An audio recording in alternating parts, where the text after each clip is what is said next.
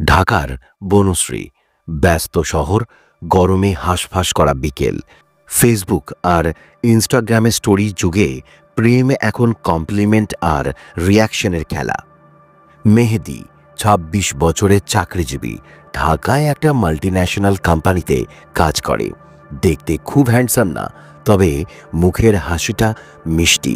একদিন অফিস থেকে ফেরার পথে সে খুঁজে পেল নিজের পুরনো স্কুল ফ্রেন্ড মিমের প্রোফাইল। মিম এখন সোশ্যাল মিডিয়াতে বেশ পপুলার। স্টোরিতে ফিল্টার মেরে ছবি আপলোড করে, আর প্রতিটা ছবিতে কমেন্টের বন্যা। মেহেদী ভাবল একটু দেখাই যাক না। প্রথমে একটা ক্যাজুয়াল কমপ্লিমেন্ট, তোমার হাসিটা একদম বাচ্চাদের মতো সরল। মিম রিপ্লাই দিল, ও থ্যাঙ্কস মেহেদী, এতদিন পর, কেমন আছিস? সেখান থেকে শুরু ডার্ক সাইকোলজির সবচেয়ে পুরনো টেকনিক, প্রশংসার ফাঁদ। মেহেদী বুঝে গেল মেয়েটার পছন্দ কিভাবে কথা বলা। প্রতিদিন রাত 11টার পর মিম স্টোরি দেয়, তখন একটা কমপ্লিমেন্ট। তুমি বুঝতে পারো না, এই রাতের স্টোরিগুলো আমার সারাদিনের টেনশন মুছে দেয়। মিম ধীরে ধীরে মেহেদীর মেসেজের জন্য অপেক্ষা করতে শুরু করলো। ডার্ক সাইকোলজিতে একে বলে emotional triggering by timed compliment. সময় বুঝে, পরিস্থিতি বুঝে, নির্দিষ্ট শব্দ ব্যবহার করে কাউকে ধীরে ধীরে নিজের দিকে টেনে নেওয়া। কিছুদিন পর মেহেদী শুরু করলো এক্সক্লুসিভিটি কমপ্লিমেন্ট। তুমি জানো, ফেসবুকে এত মেয়ে, কিন্তু তোমার মতো ভাইব কারণ নেই। মিমের মাথায় সেটা বাজতে থাকলো। এই যে প্রশংসার নেশা, এটা মনের ভিতর এমন এক ডোপামিন রিলিজ করায় যা মানুষকে অজান্তেই সেই ব্যক্তির প্রতি আকৃষ্ট করে দেয় যেখান থেকে প্রশংসা আসছে। সমাজ আর আমাদের মতো মনোবিজ্ঞানীদের টানাপোড়েন এখানেই। বাংলাদেশে মেয়েরা এখনও পুরুষদের কাছ থেকে কমপ্লিমেন্ট পেলে একটু বেশি প্রভাবিত হয়, কারণ নিজেদের পরিচিতি মহল থেকে এমন সরাসরি প্রশংসা খুব কম আসে ওদের। আর মেহেদী সেটা জানত। তাই সে একদিন মিমকে বলল, তুমি কি জানো, যেদিন তোমার হাসিটা দেখিনি সেদিন মনে হয় কিছুই ভালো লাগছে না। এবার মিম লুকিয়ে লুকিয়ে মেহেদীর প্রোফাইল দেখতে লাগলো। তারপর শুরু হলো একসঙ্গে আড্ডা, রাত জাগা, গল্প। ডার্ক সাইকোলজির দ্বিতীয় স্টেপ, ক্রিয়েট ইমোশনাল ডিপেন্ডেন্সি। মেহেদী মিমের রাগ, অভিমানও বুঝে যেতে লাগলো। আবার সেই সিলেক্টিভ কমপ্লিমেন্ট, তুমি অভিমান করলে তো পৃথিবী অন্ধকার হয়ে যায়। মিম ভেবেই ফেলল এই ছেলেটা আমায় সত্যিই বোঝে। গল্পের টুইস্ট, মেহেদী শুধু মিম নয়, এবার আরও দুজনের সঙ্গে একই খেলায় ব্যস্ত। কারণ সে জানে প্রশংসা হলো একটাই কপি পেস্ট ফর্মুলা। মানুষ যে দেশেই হোক, ভালো কথায় দুর্বল হবেই। এভাবে চলতে থাকলো, আর দিন শেষে তিনজনেরই মেহেদী নেশা। শেষে একদিন মিম বুঝে গেল সত্যিটা। তবুও সে মেহেদীর প্রোফাইল দেখত, কারণ সেই ডোপামিন মেমোরি। মন বলে মেহেদী যেমনই হোক, ওর কথাগুলো একদিন সত্যি ছিল। এটা হলো ডার্ক সাইকোলজির রেসিউডাল কমপ্লিমেন্ট ইফেক্ট। একবার কারো মনে প্রশংসা স্মৃতি রেখে দিলে সে তোমার দিকে না তাকিয়ে থাকতে পারবে না। প্রশংসা হলো এমন এক মাদক যেটা সমাজ, দেশ, জাত, ধর্ম কিচ্ছু মানে না। বাংলাদেশের মতো সামাজিক সংকোচে ঢাকা সমাজেও এই ডার্ক সাইকোলজির ইমোশনাল হ্যাক কিন্তু জেঁকে বসে আছে। প্রেম ভালোবাসার খেলায় কে কাকে কিভাবে মানসিকভাবে কাবু করে সেটা জানলে তুমি আসলে পুরনো সম্পর্ককেও নিজের দিকে ফেরাতে পারবে।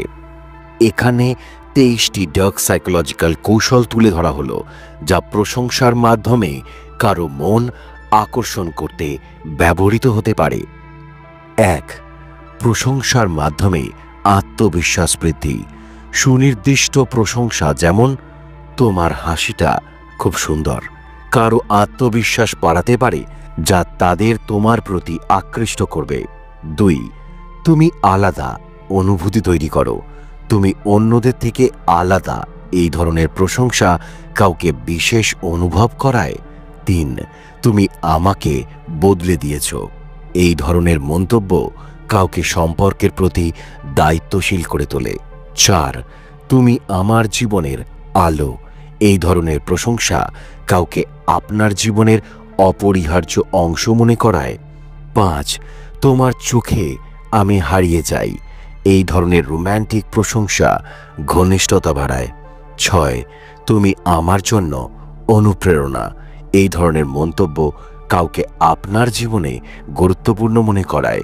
7. তোমার সঙ্গে সময় কাটানো স্বর্গীয় অনুভূতি। এই ধরনের প্রশংসা কাউকে তোমার সান্নিধ্যে থাকতে উৎসাহিত করে। 8. তুমি আমার জীবনের সেরা উপহার। এই ধরনের মন্তব্য কাউকে বিশেষ অনুভূতি জাগায়। 9. তোমার হাসি আমার দিন উজ্জ্বল করে।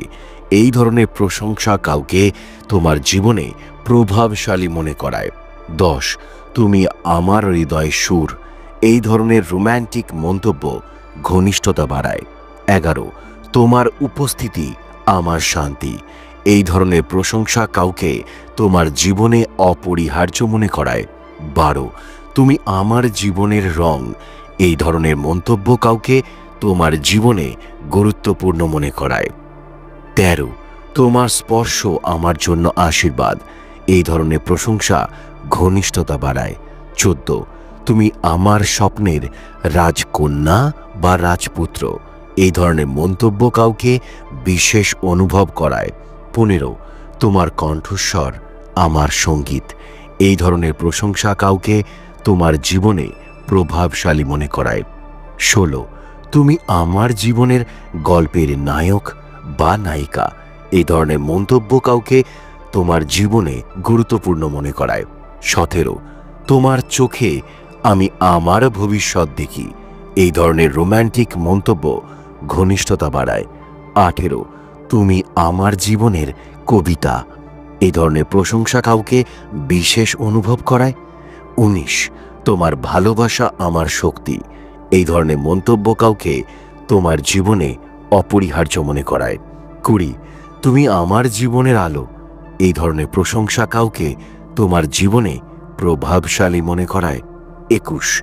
তোমার ভালোবাসা আমার শান্তি। এই ধরনের মন্তব্য কাউকে তোমার জীবনে গুরুত্বপূর্ণ মনে করায়। 22. তুমি আমার হৃদয়ের ছন্দ।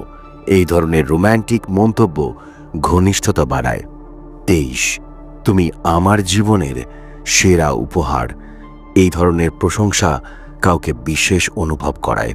এই কৌশলগুলি ব্যবহারে সতর্কতা অবলম্বন করা উচিত। প্রশংসা যদি আন্তরিক না হয় তবে তা সম্পর্কের ক্ষতি করতে পারে। সততা এবং আন্তরিকতা সম্পর্কে ভিত্তি হওয়া উচিত। মানুষ একটা জিনিসে সবচেয়ে বেশি দুর্বল, প্রশংসা। আর প্রেমে পড়ার, ভালো লাগার, মুগ্ধ হবার সবচেয়ে শর্টকাট রাস্তা হচ্ছে কমপ্লিমেন্ট। যদি জানো কখন, কোথায় আর কিভাবে বলতে হয়, তাহলে যে মেয়ে হোক, যে কোনো মানুষের মনের তালা খুলে যাবে। আর আসল মজা জানো কোথায়? ডার্ক সাইকোলজিতে এমন কিছু টেকনিক আছে যা তুমি আগে কখনো শোনোনি। একটা সেলফ ক্যাজুয়াল কমপ্লিমেন্টই তোমাকে করে তুলতে পারে কারো কাছে অদ্ভুত রকম আকর্ষণীয়। আজকে জানবো কি সেই লাইনগুলো কোন সময় বললে সবচেয়ে বেশি ইফেক্টিভ, আর কোন শব্দগুলো শুনলে মেয়ে বা ছেলে অজান্তে তোমার দিকে টান অনুভব করবে।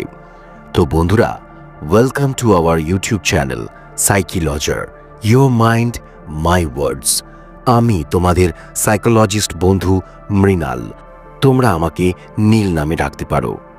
চলো আজ খুলে ফেলি প্রেম প্রশংসার সেই গোপন পাতা আর জেনে নি ডার্ক সাইকোলজির সেই সিক্রেট টেকনিক, যা দিয়ে তুমি হয়ে উঠবে কারোর জন্য ভীষণ স্পেশাল। চোখ সরিও না, কারণ এই ভিডিওটা শেষ অবধি না দেখে উঠলে তুমি সত্যি অনেক কিছুই মিস করবে। চলো শুরু করি। প্রেমের খেলায় প্রশংসা একটা শক্তিশালী অস্ত্র। মানুষ প্রশংসা পেতে ভালোবাসে, এবং সঠিক প্রশংসা কারও মন জয় করতে সাহায্য করতে পারে, তবে এই প্রশংসা যদি কৌশলে এবং উদ্দেশ্যমূলকভাবে ব্যবহার করা হয় তবে তা ডার্ক সাইকোলজির অংশ হয়ে যায়। আজকে এটুকুই। আবার আসবো পরশুদিন নতুন কোনো টপিক নিয়ে। তোমাদের মধ্যে যদি কোনো প্রশ্ন জেনারেট করে তাহলে অবশ্যই কমেন্ট করে জানিও, আমি চেষ্টা করব তার সমাধান দিতে। তোমাদের বন্ধু সাইকোলজিস্ট মৃণাল। তোমরা আমাকে ডাকতে পারো নীল বলে। টাটা।